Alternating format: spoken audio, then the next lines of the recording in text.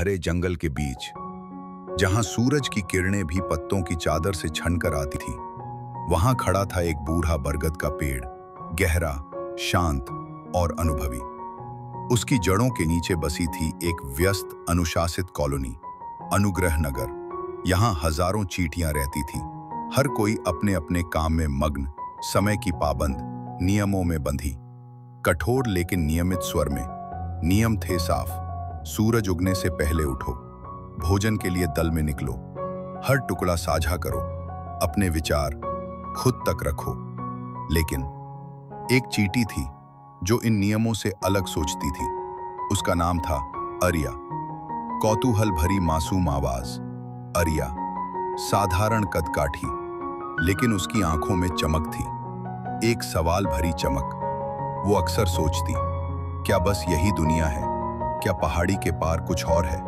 क्या मैं अपने सपनों को जी सकती हूं? लेकिन जवाब हर बार यही आता, अरिया, ये सब बेमानी बातें हैं, चींटियों के सपने नहीं होते।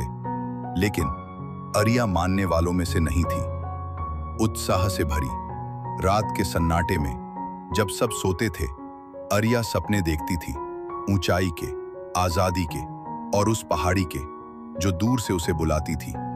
निश्चय के स्वर में उसने तय किया, मैं उस पहाड़ी की चोटी तक पहुंचूंगी। तेजी से, प्रेरणादायक बीट। रोज रात को वह अभ्यास करती, पत्थर उठाकर ताकत बढ़ाती, पत्तियों पर संतुलन साधती और खुद से कहती, मैं गिर सकती हूं पर रुकूंगी नहीं। लेकिन कॉलोनी को यह सब पसंद नहीं आया।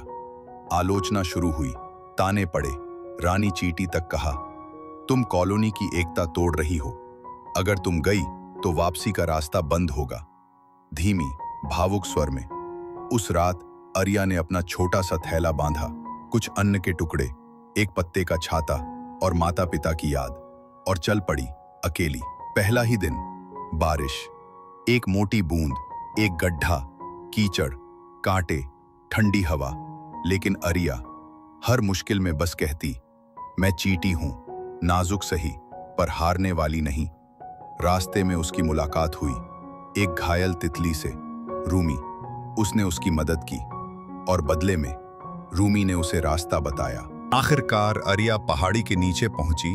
चढ़ाई शुरू हुई, फिसलन, पत्थर, बारिश और संदेह। बहुत बार सोचा, क्या मैं वापस लौट जाऊं? लेकिन अंदर से आवाज आई, तू यहां तक आई है तो मंजिल भी पा लेगी।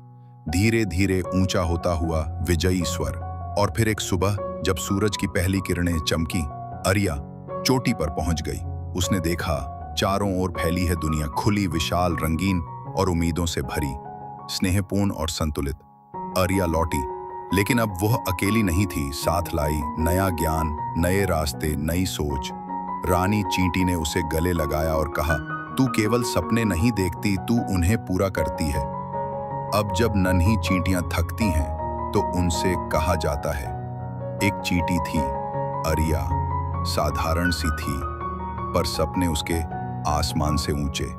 और आहड़ी के नीचे अब एक मूर्ति है, नीचे लिखा है, कोई सपना छोटा नहीं होता, कोई चींटी भी। अगर कहानी सुन के थोड़ा सा भी अच्छा लगा तो चैनल को एक सब्सक्राइब भी कर देना, ताकि ऐसी और शानदार कहानियां ला पाऊं।